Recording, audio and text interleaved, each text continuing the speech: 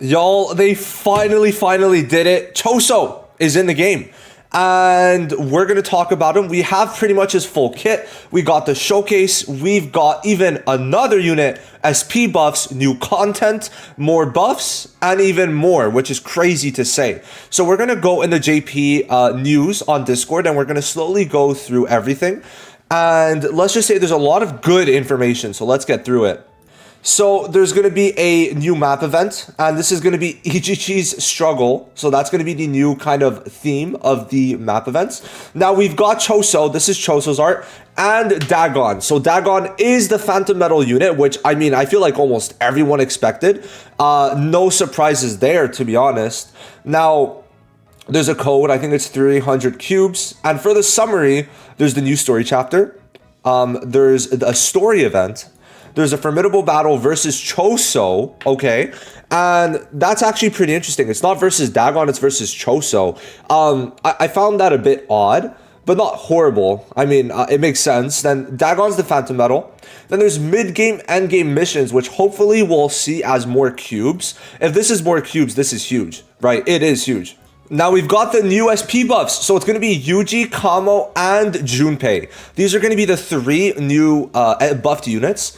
And I'd say this is a very good pick. Yuji was honestly starting to get a bit of value, and with this, it's going to be a bit more. Kamo could definitely become a lot better because he already has pretty good buffs, just needs better multipliers. And Junpei is already quite good, but I want to see how they do him on this. So if we check this out, Yuji's going to protect allies even further, which is good, and then a long-term battle strong attacker. So it's probably going to be more of a sub DPS now. Then Kamo becomes a debuffer. And this is a smart choice, which means he's going to apply like even more like debuffs, which also means more damage increases for himself. But Junpei is going to be interesting.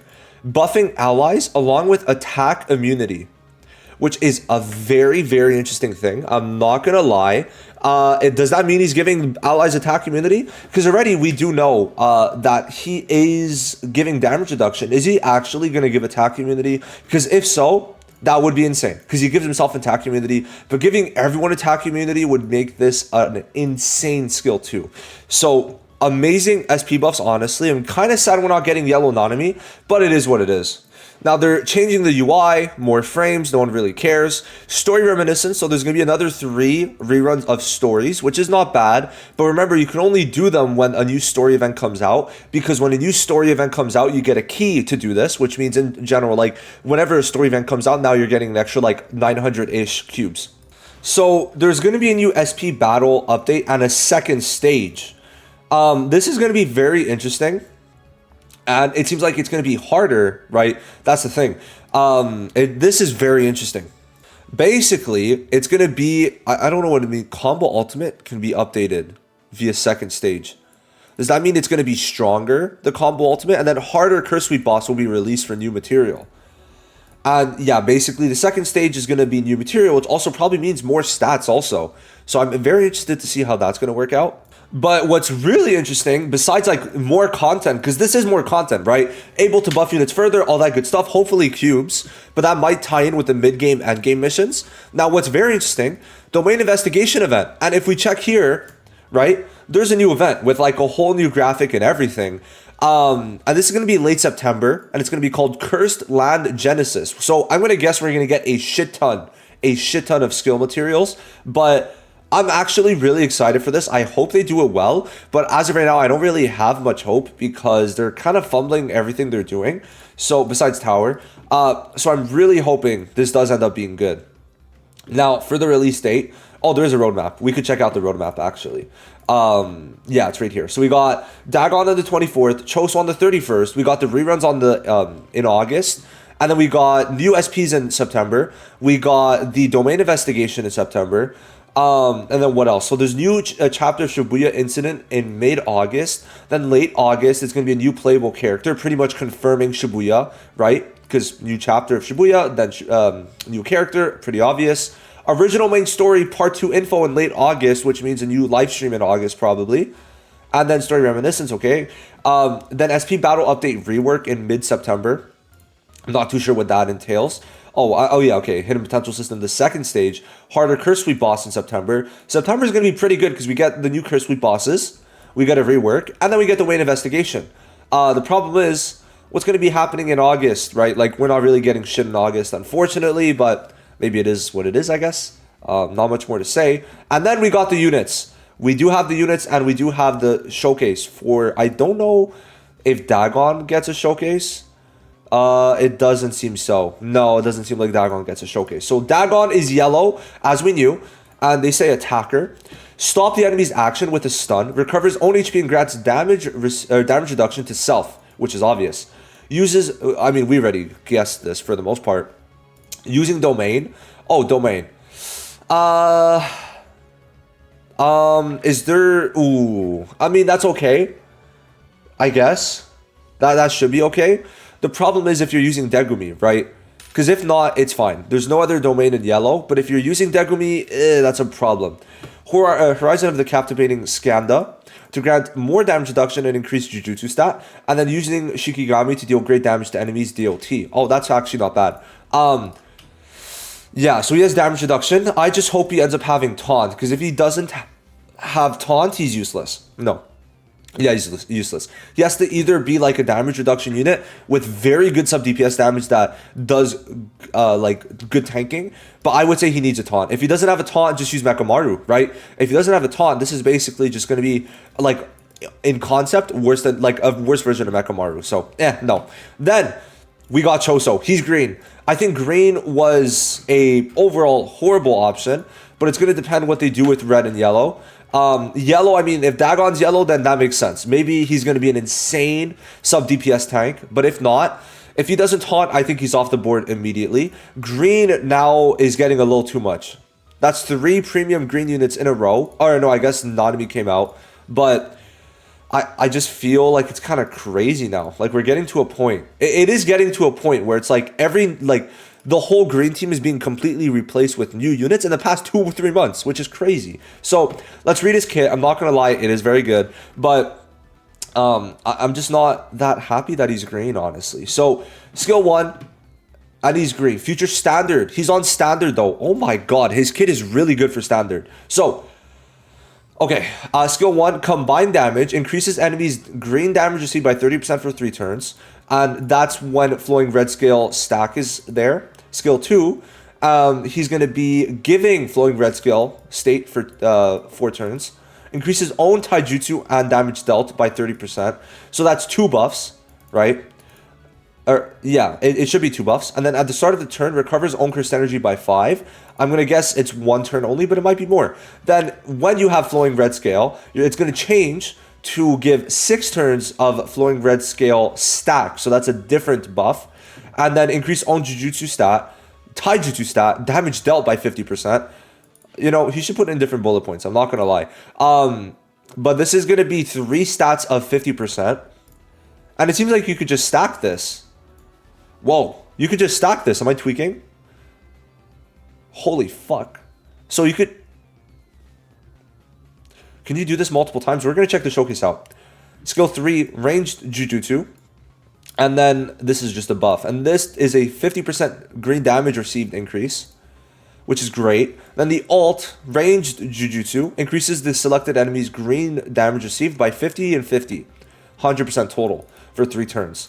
So let's calculate it in total for a debuff. You could do a total of 200%, which is very good as what seems to be the sub DPS of all time, right? Like the sub DPS of all time. So I haven't seen his gameplay. Let's play it. Let's play it. Let me turn off the music and get into this. So skill 1 has poison. Oh, okay. I don't know if I passed it.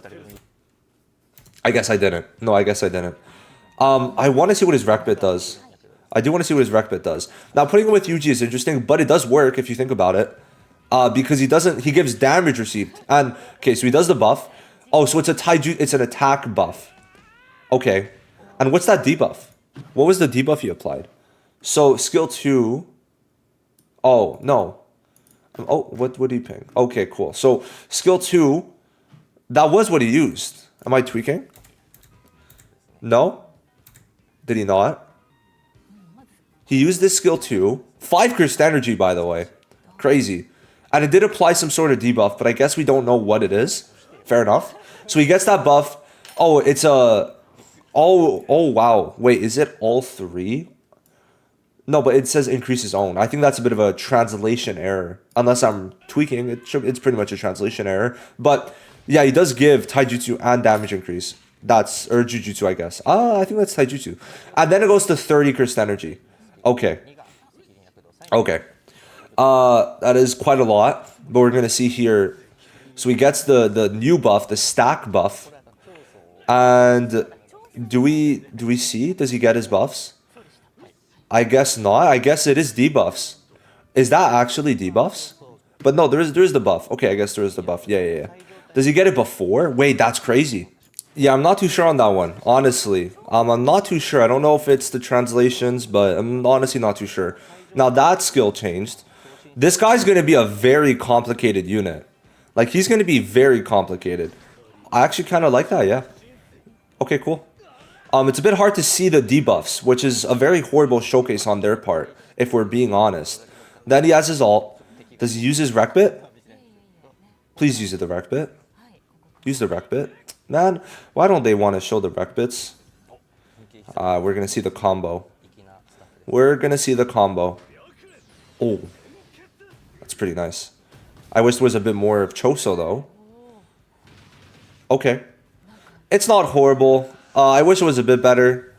I wish there was a bit more movement on Choso, but it's not bad, right? It is not bad. 100% damage increase on the enemy too. Oh, I like that combo too. Yeah. Yeah, I do like it. I do like it quite a bit. His art is like, I think, the best one in the game. His art is genuinely one of the, like, or maybe the best in the game.